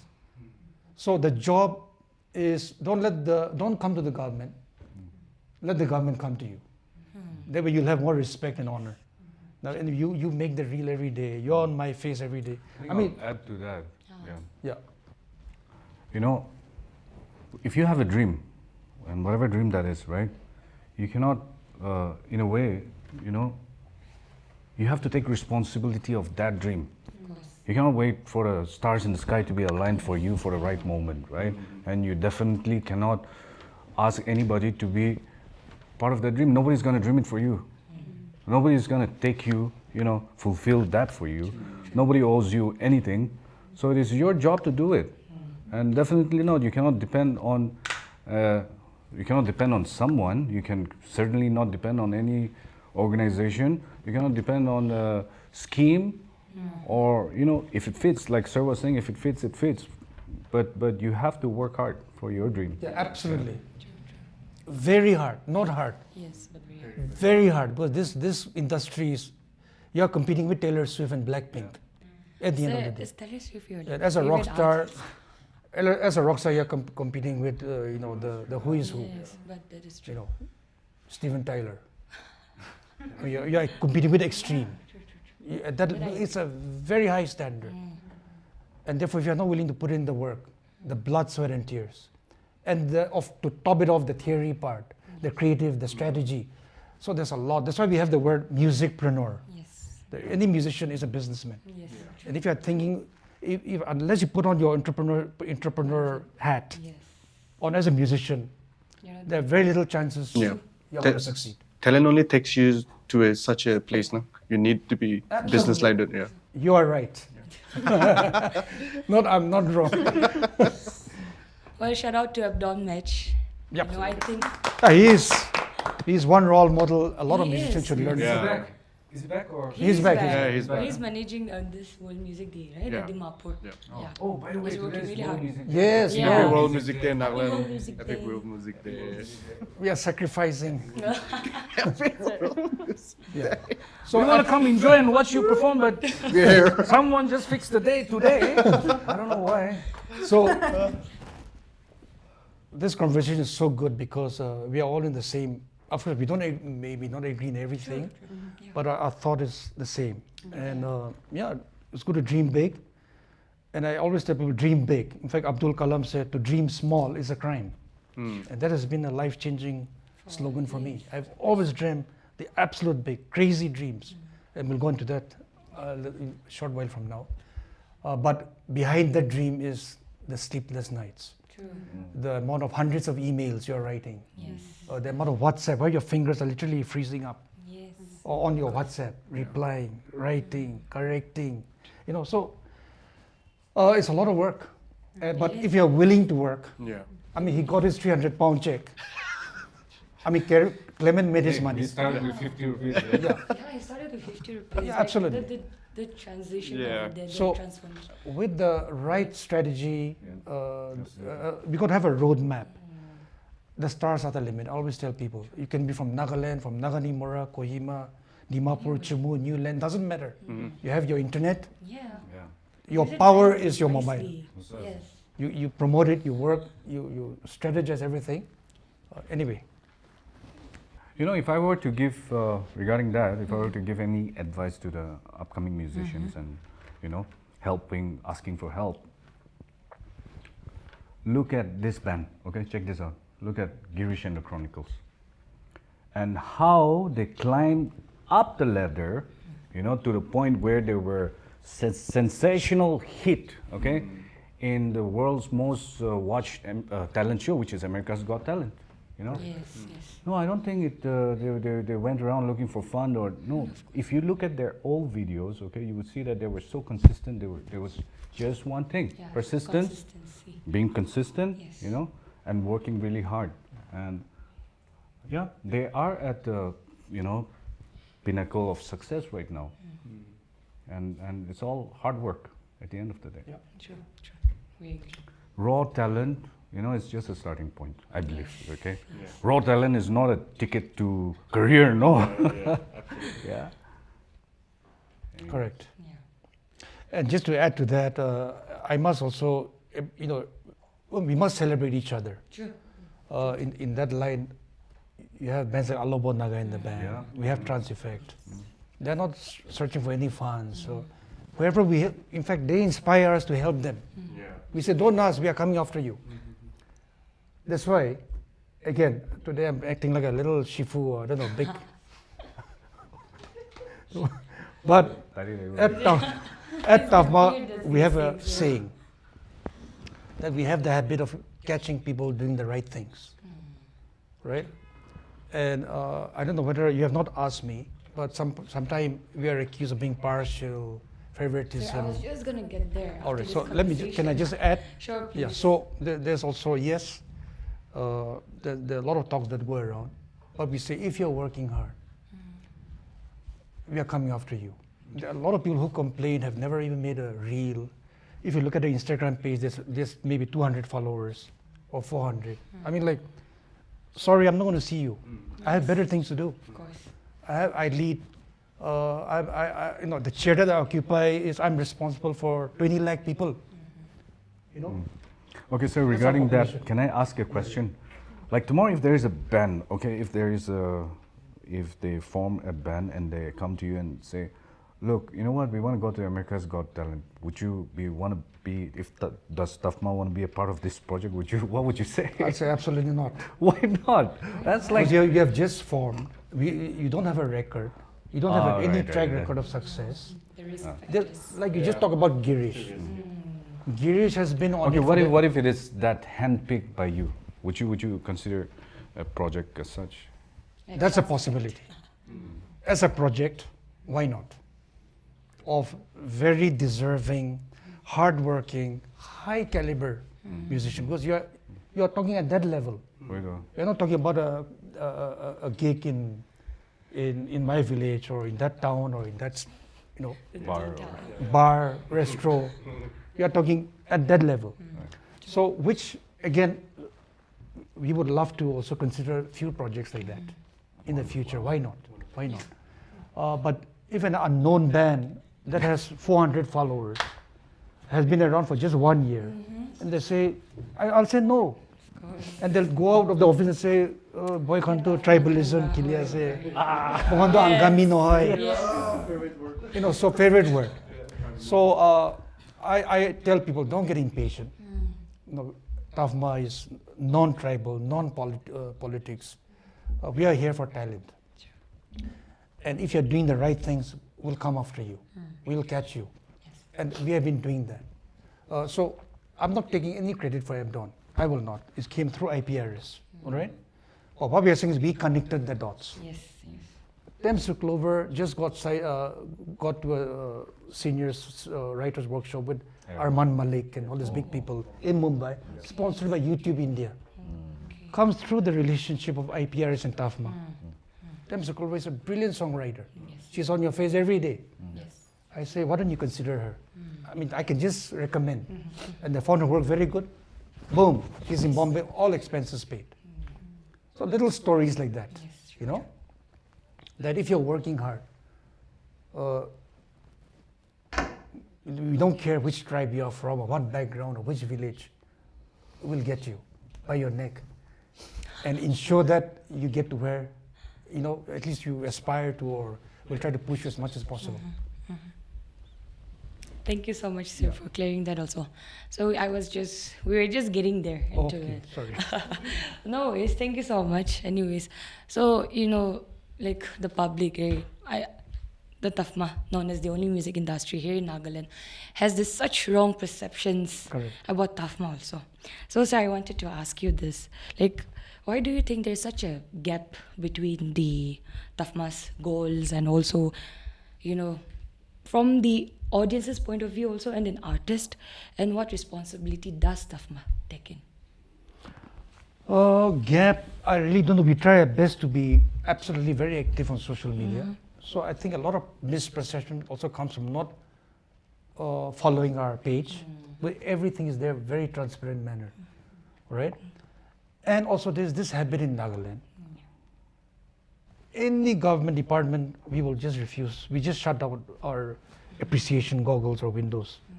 You know, everything is bad. No hobo, na parebo, na kore. So it's not just TaFMA on the receiving end. It's every department. Or for example, TaFMA has the Excellence Award. All right? We honored 9 of our top artists. I saw on YouTube, but makan rasta lage. I mean, like, I'm not the road minister.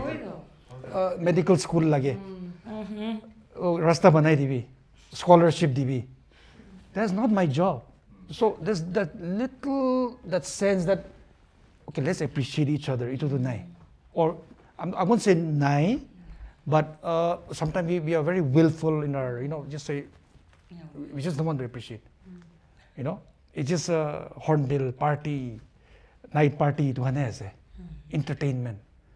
And whereas the other across India or the globe, entertainment is such a huge factor to contributing to the economy. But here, the little ayabi one we don't appreciate. For example, I cannot tell you the amount because of non-disclosure agreement.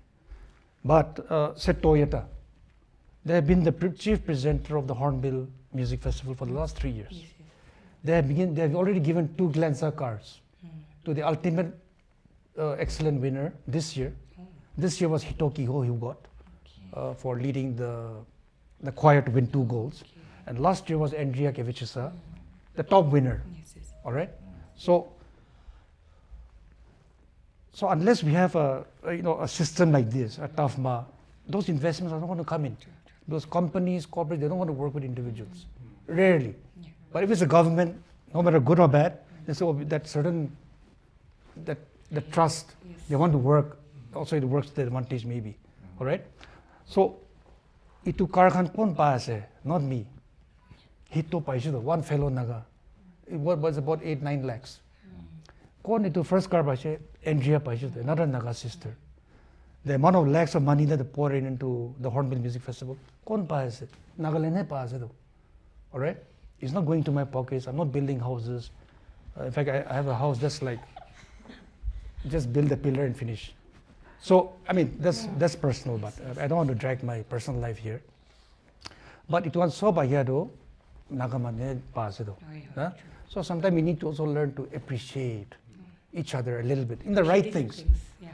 Where we are wrong, point us. So I would say, if you want to learn more about us, at least follow us on Instagram or Facebook. We are on YouTube. We are on Twitter. All our activities are lined up there. All our scholarship, all our open call for, many things. It's all there for the world to see. So,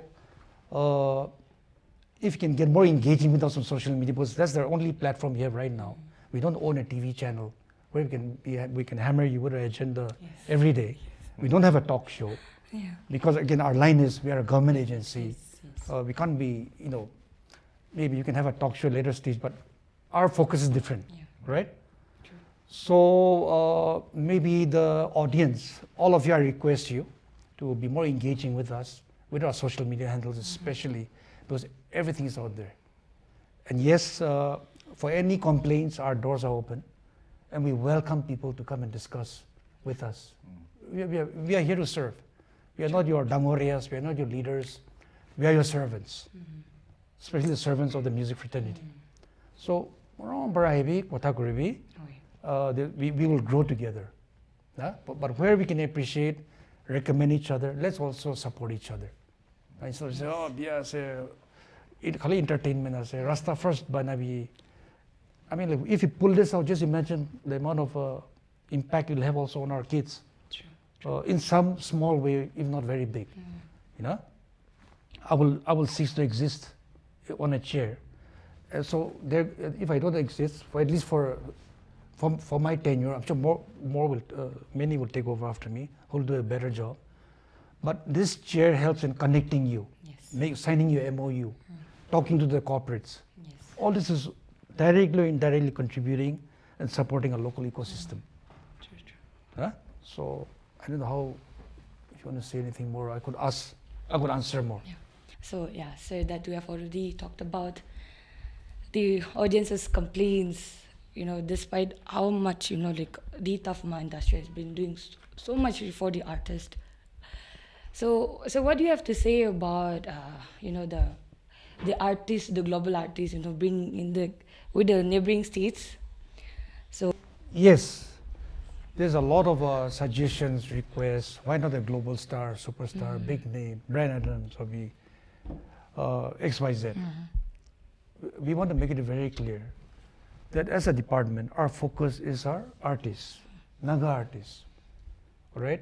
Tomorrow you bring, like for example, you bring an extreme to Hornbill. I'm sure they will come. We have no objection. We will also bring at some point of time. I'm sure we are working towards that. We've also got some big names in. That's all fine. But if you bring in too much sort of import, what will happen is our local ecosystem will get crushed. There's a danger to that, big danger. All right? You bring in Taylor Swift, you bring in Ed Sheeran, you bring in the Extreme, or a Guns N' Roses. I can guarantee you, you do that for 1 year, tomorrow nobody will be talking about Abdon Match, or Trans Effect, or Clement, or Theja Meru. We'll just be like cattle class. In a sense, maybe that's not the right word, my apologies, but secondary. All right? So our goal as a department is to make stars out of our own people. We want to spend our resources on our people, raise that and focus on exporting our artists, if not across India, because we are not very fluent in Hindi. That has been one of our major issues. Or if you learn Hindi, it's become more like a parrot. It's more, you don't even know the meaning, you know? So now we are focusing on, we feel there's a market for us in Southeast Asia. With the ASEAN running, we have the Taiwan, we have the Thailand, we have Korea, we have Japan. That appreciate rock, pop, punk rock. All this works very well in this belt. And you know, we are sort of formulating ideas and thoughts, policies, and also create a roadmap to push artists more towards that line than towards mainland India. Because I feel we are not doing well there. We have tried, but I don't know, for some reason, maybe you have not tried enough. Sorry, I don't have the answer for that. But one of the major demand for every concert in the other parts of India has been Hindi gana korina na kore. It was almost all the artists have told me, "Tai Hindi pare na pare." I think as Naga musician, Yeah. if they, you know, incline towards Bollywood, they would just kick, really. They would do really well. Sure. I have a good feeling, yeah. Of course, you have to be classically Indian, classically trained to do, but you can do contemporary Bollywood music and you can still make it. But anyways, that's besides the point. Yeah, if you work hard, I mean, the sky is the limit. True. What I'm saying is, as a natural DNA, Yeah. English speaking, feeling. But also, sir, in that way, we Yeah. could also, since we are talking about ecosystem, we could also build that ecosystem and that market here, don't you think? Of course. Because right now, if we think about it, you know, we have, I mean, with all due respect, okay, we do have, thanks to, you know, TaFMA, and especially under the leadership of our honorable advisor here, you know, we have seen quite a lot of changes, really. I don't know about you guys, what, you know, but since we have seen quite a lot of changes before even MTF existed. So there are changes, there are venues dedicated for performing arts, you know, for instance, Arsempa. But I, like, regarding this market, right, I do have, you know, in my opinion, there's just no sustainable form of revenue for performing arts in Nagaland. And before we go out and export elsewhere, I think it is so important that we bring here, we develop the market, because that is what's lacking. We don't have just enough consistent venues, you know. One weekend, or next weekend, that's not a proper structure, right? We certainly don't have a promotional ecosystem for musicians to, you know, come out of their neighborhood. And then we cannot be just talking about exporting elsewhere. Because right now we're looking at how, okay, how do we make this sustainable for musicians here in Nagaland? Create that ecosystem here in Nagaland. Do we even have that ecosystem? Yeah, so you know, if you look at it, in so many countries around the world, and even in mainland India, in the metros, they have restaurants and cafes as a launch pad for musicians, right? But yeah, even in a place like Guwahati, which is just a couple of hours drive from Dimapur, you know, Guwahati has a vibrant music culture, right? Unlike Nagaland, you know, we still don't offer that basic foundation when it comes to that. And I can confidently talk about it because I was there firsthand in Guwahati. My factory was there, so I saw, you know, the stages it took, okay? Back in 2013-14, you know, there were hardly any places which promoted live music. I think Cafe Hendrix in Guwahati, right? That was one of the few ones. That was one of the only one, you know. And but if you look at it, what changed? What, in a way, you know, changed the scene there, right? There was a shift. There was an intentional shift, okay? From venues, you know, they started to look at live music not just as a noise in the background, but they started to see live music as a very core part of nightlife experience. So when people go out, you know, they would not only have food, a meal or a drink, but they would expect music, live music, you know, the full-on entertainment. And just like that, you know, music became a part of their nightlife. And now, what happens now? You know, there's so many musicians in Guwahati right now who are earning 5 grand, 6 grand a night. And that is not even on a weekend, okay? Weekend you earn more. In a night they're earning quite a lot, and that is a good start. I think that's a good, that is how an ecosystem should look like. You know, in a way they have trained, you see, in that phase they have retrained the audience that you have to come pay for music, right?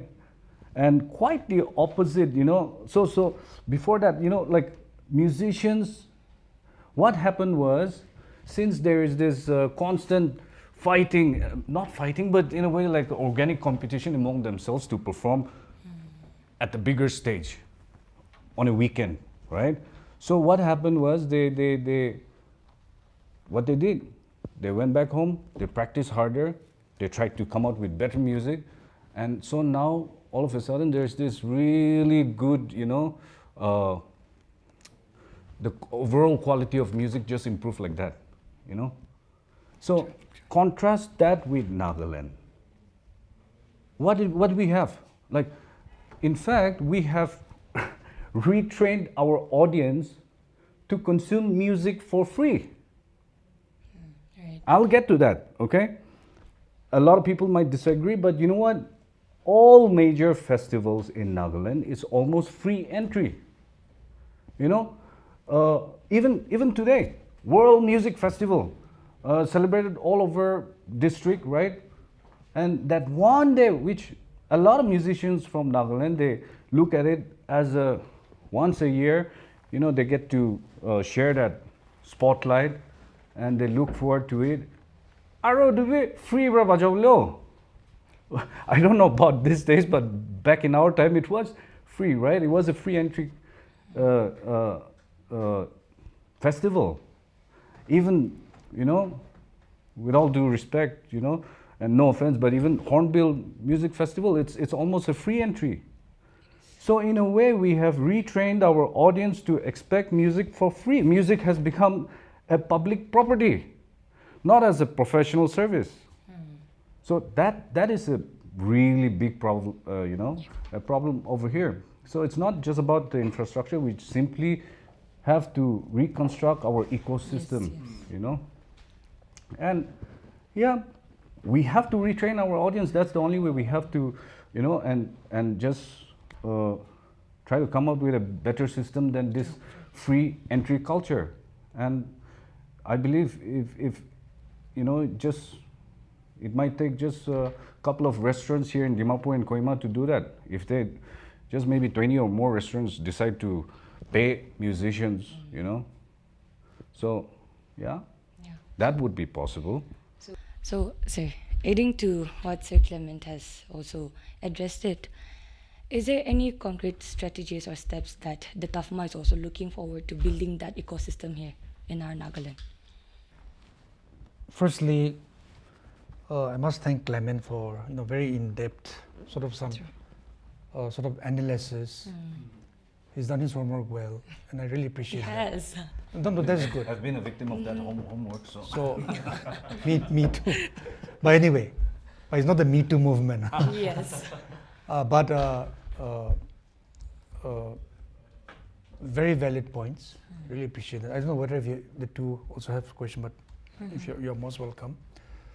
That has been on the pipeline for the longest time.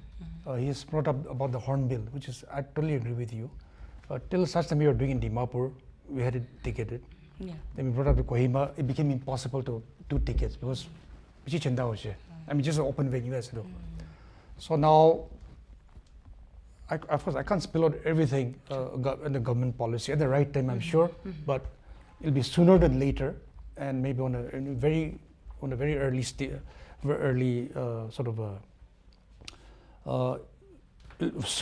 Let me just put it that way. The Hornbill Avenue that's being built now. Yeah. All right. Of course, a lot of costs have gone in, and there's a lot of public uproar, waste of money.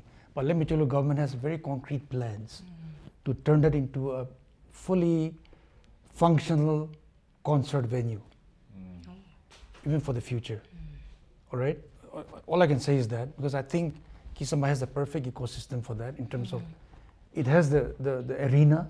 They can host about 20,000 people. Aram se. All right. There's a new stage coming up, and around it you have the village. So if you combine those two together throughout the year, or every quarterly, or every bi-monthly, it's going to bring in a lot of revenue for the state. Yes, yes. And that's where we are talking about bringing some big names and X, Y, Z. So there's a whole thing that's been discussed, and I'm sure at the right time, soon, some strategies will be sort of shared so that it becomes economically viable. Yes. And when it happens that it'll not just be the artists who will be earning, but the entire ecosystem, which means from the ticketers to food stalls to volunteers, stage, lights, runners, X, Y, Z, management. So that has been planned and will be also sitting with the CM at the earliest. In fact, we're already preparing a PowerPoint for that. He has asked for it. So we are doing that. And I'm sure all I can say is in the end, better days are ahead of all of us, especially the music and arts fraternity. So that is one sure venue. TaFMA is too small. I mean, Arts Empire just hardly says 400. So this is a classical show or a small sort of a show. Even if you charge 1,000, it just hardly comes to anything because it's very small. We have another center, the SEMA in the main town. That's mainly for training and boot camps and things like that. So yeah, so definitely we are banking on the Kisama arena. Did you come for Hornbill last year? Clement? Okay, please come this year Too busy, really. and just see the arena. It'll sit around 30,000. Really, no? Yeah, it It's was massive. very well. It's massive. So last year we had a lot of problem because it was being built and the stage wasn't ready. There was dust and mud and it was crazy. One of the hardest hornbills I've done. Toughest. But this year is going to change. And there's a lot of talk on the economic sort of The shift and the there's a lot of talk on the economy around that arena. yes. So I'm sure we are getting to where you are coming from. Yeah, I think if it's like that, so It is. there will be a calendar of events, right? It'll be a calendar of events, but I can't say a lot right now. But all I can say is we are on that direction. Absolutely, absolutely. You're talking about the ticketing. You're talking about the Yes. food. Even relaxing a lot of things, so that there's also a sort of a nightlife But when we have shows. you know, udu huishu really, because a lot of people. Okay, I'm talking to the public here. Right? You know, so funny. Okay, when it comes to supporting music, na, Instagram de post ekta like kordo, or should I ekta story musician la band la ekta story share kordo. That's a big job for them, yeah. No. But when it jokes comes aside, to, I agree with you. no, really, We if you don't want to support music, you have to Oversmart. buy ticket. Nah. Start by showing up to the gigs, and even if you don't show up, buy the ticket, right? Yeah, and buy merchandise. We have to really, because right now the scene is, even if we have the biggest hall with the best equipment, what if the hall is empty? True, true. Right? Because right now the scene is very bad. Like if I priced my concert ticket at 500 rupees, nah, I will guarantee you, okay, you'll be lucky if you have 100 people in the crowd. It is that bad. You know, we've been just getting free shows and free shows. So when it comes to 500 rupees, oh yeah, 500 rupees to the restaurant, it's not even the price of ramen, yeah. But when it comes to entertainment, that's too expensive. So I think we need to change. You know, we have to enjoy. Yeah, we have to go enjoy a concert. You know, yeah, that's what I think.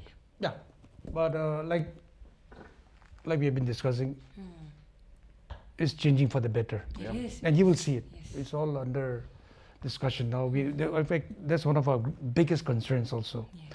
That artists must earn. Not just the artists, it's the vendors, it's people like behind the cameras, behind the cameras. There's a huge ecosystem around it. Editors and light men and assistants and managers, bookers. There's a lot.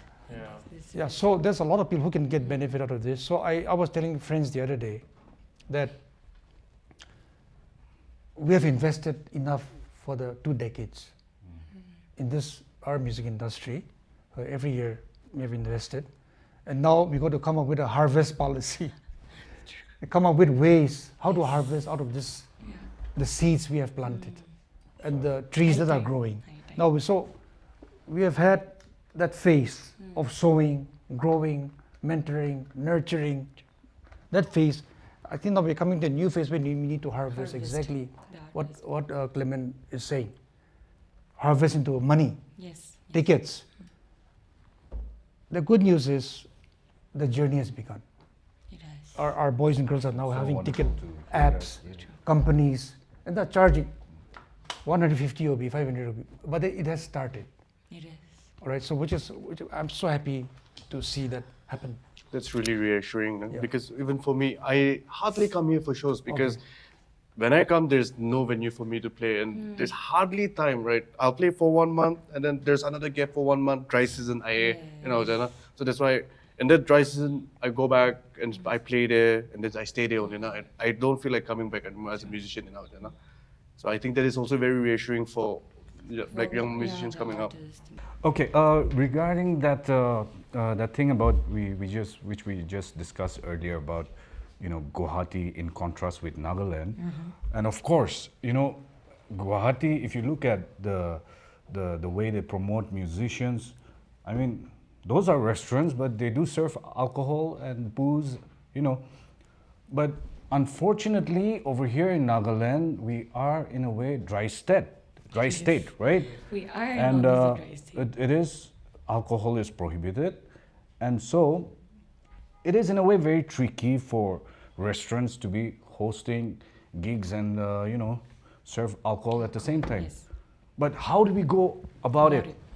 Because it is very difficult, and as it is, there's no bars in Dimapur and Kohima, so no, for the record, there's no bars, okay? Let's just pretend there's no bars, just restaurants, you're eating food and a can of Red Bull. So how do you promote artists? Now that's the question, right? See, I went to this place, it was a dry state, okay? And there was this band which was really, really tight, okay? And they were just serving coffee and noodles and whatnot, Coke, you know.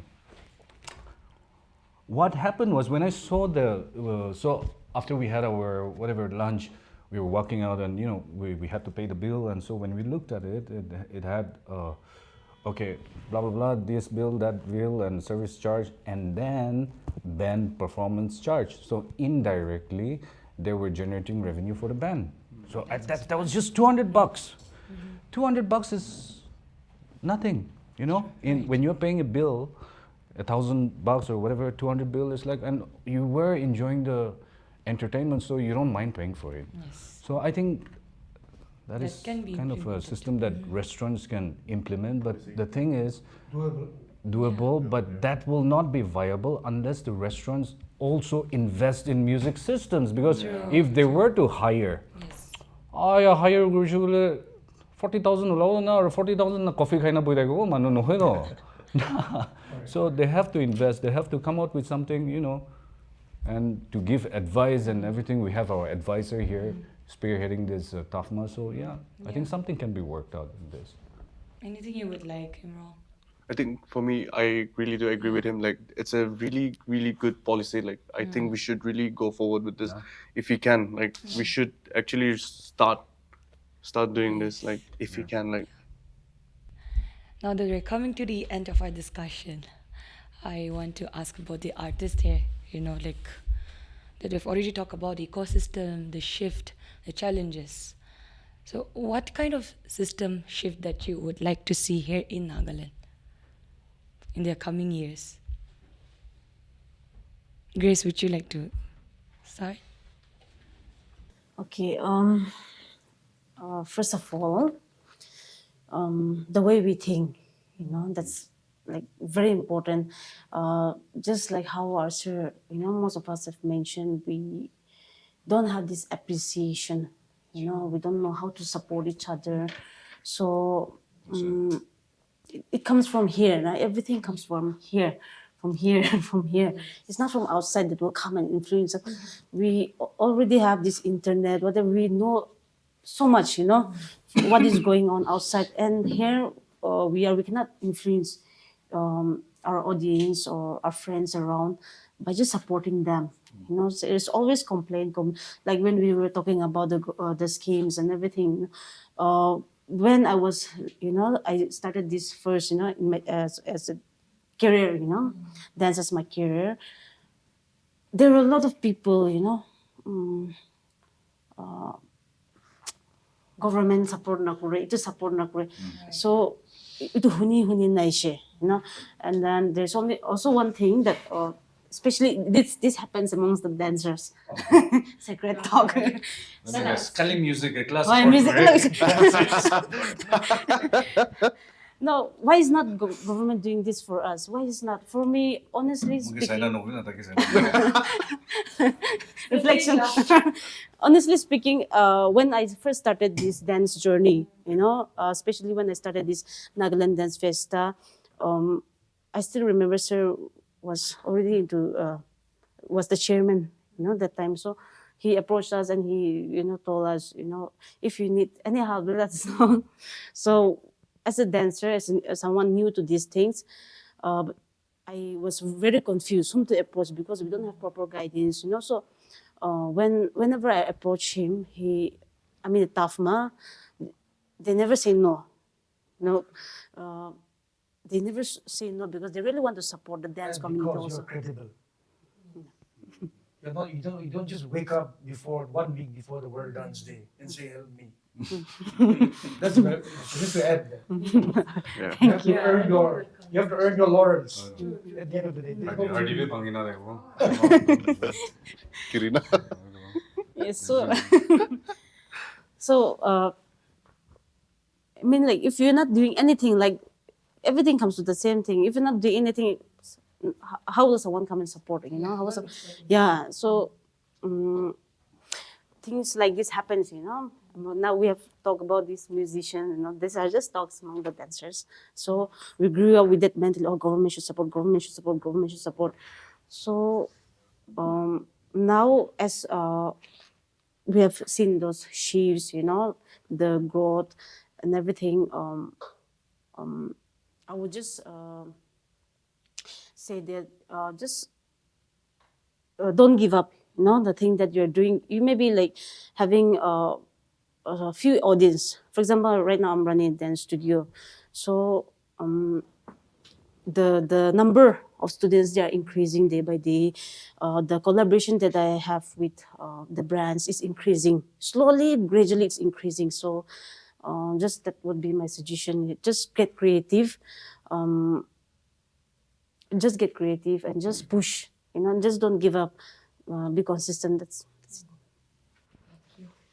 Personally, for me, the changes that I will be looking forward in the next few years as an educator for myself is changing the education reform of our Nagaland board also, like implementing music, not only music, performing arts as well. Theater should be implemented, dance and music should be combined as performing arts, and then it should be put into a subject where it is mandatory, mandatory type curriculum, because all these performing arts really help us with our cognitive skills. It helps us with our emotional development. No? It also boosts our confidence also. No? Like playing on the stage, because me growing up, I don't think I had the opportunity of a music subject as an extracurricular also. Any imagine there's hardly some schools that are bringing in, so which is good, but I would love to see more, like based on what I work there now. Like, and people over there, they, even if we say performing arts over there, it's usually more of a drama, like as in theater, and then music, and then lastly dance. So there's a kind of hierarchy over there also. So regarding that, what I would change is the education reform, where I think the education system of Nagaland could emphasize more on music also, no? And regarding the mentality of people regarding being rude and being very complaining and stuff, I feel like ourselves play a really important job, and we can start by being kind to each other also. No? Like for example, I'm in a community of Dimapur musicians there, but there is a lot of toxicity. Obviously, we are, as a human being, we have the habit of envy, jealousy, and if somebody did, but then again, be the person to be the person to change. No? Don't wait for other people to come and lead you. Know? Be the one to change. Be the one to share your kindness. No? That is the thing. The kindness is the only thing that can change the world, and I'm telling you, that's it. So I'm looking forward in the next 2 years that Nagaland people, like the music industry, would be a bit more kind, and also education reform, right? The education reform should come. Yeah. Thank you. Thank you. You know, I just have complimenting to all of that. You know, I just want to give advice to the upcoming musicians or performing arts. See, before you get in, okay, before you jump in, think really hard and think twice, because you know what? I think it's not so glamorous, okay? Deep down inside, you know, and matter of fact, a lot of things are at risk here, okay? You are risking your future. Nah, you could have been a doctor or engineer or IAS officer, but you decided to be a musician. I'm just kidding, but you know, something like you're sacrificing your future, right? You're sacrificing your, you know, there's a risk of financial security, and that's true, right? And also you are, you know, time, because you'll be spending so much time, you won't have time to spend with your loved ones. So there's a lot of risk factor here, and as much as it looks, you know, uh, it is very, very difficult, you know. And funny thing is, right now, as of now, and of course we have a really good future, but as of now, the only revenue for Naga musicians are very limited. Performing, which is also a chow momo rate, okay? If not, you have to decide to be a music teacher or start recording like what he did, you know, started with 50 rupees. And those are your only revenue generating streams as of now. So at this rate, at this pace, what's going to happen in the next 10 years is we're going to have more music schools and music teachers, you know, than pan shops. There's going to be more music schools and music shops than pan shops, yeah, at this rate. So, you know, that, okay, it sounds funny, but that is not, you know, that is just a symptom of a bigger problem. And the problems which we have already discussed. So my message to the next, you know, generation is this: be brutally honest, be honest with yourself, and don't enter because it looks glamorous, because it isn't. Okay, behind the scene, there's a lot of struggle here, and enter it only because you cannot imagine living any other way than this. Yeah, that, I think. No,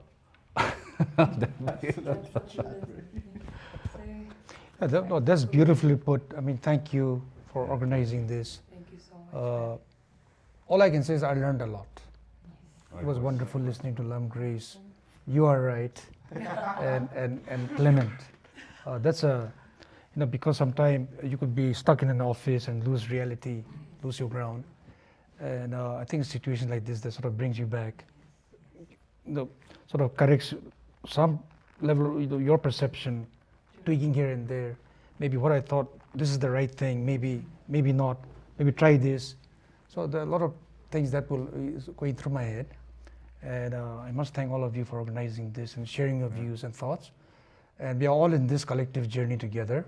For those, as Clement said, who have chosen to say, "I'll die if I'm not a musician." So it's for those people we are talking for. Yes. And for those people we are here to serve as a department, not just for the hobby and our wannabes. No, we don't have time for that. No mercy, because there's no, out there is merciless. It's tough. So I think we are very sort of, we are in the sense, we are one mind in that. One voice, one mind. There's no other thoughts on that. And definitely from whatever we have heard, we will put it into our points again. And when we meet the policy makers, we'll be sharing that. But all I want to say is let's continue to be positive. Like I'm right said, appreciate each other. And for those who have chosen to be in this field, I would once again say the stars are the limits. You can make it. You can do it. And let's never give up. Let's put on our thinking caps, not just experience rich, but also become theory rich. But those two are going to help you survive in this industry. Thank you so much. Yeah. And with that, our dear audience, we wrap such an extraordinary session. To our panelists, thank you for your honesty, your insights, and for making this more than a talk show, but a collective reflection. We have heard today about passion, but also about policy, about hustle, about healing, about building something that lasts beyond applause. A big thank you to our collaborators, Aidan, Natfi, Government of Nagaland, and of course, Entrepreneur School of Business, for believing in conversations that matters. To everyone watching, stay bold, be creative, and never stop asking, how do we make art a way of life and a livelihood? I am Sarah Jimomi, your host, and this was Performing Arts. Thank you.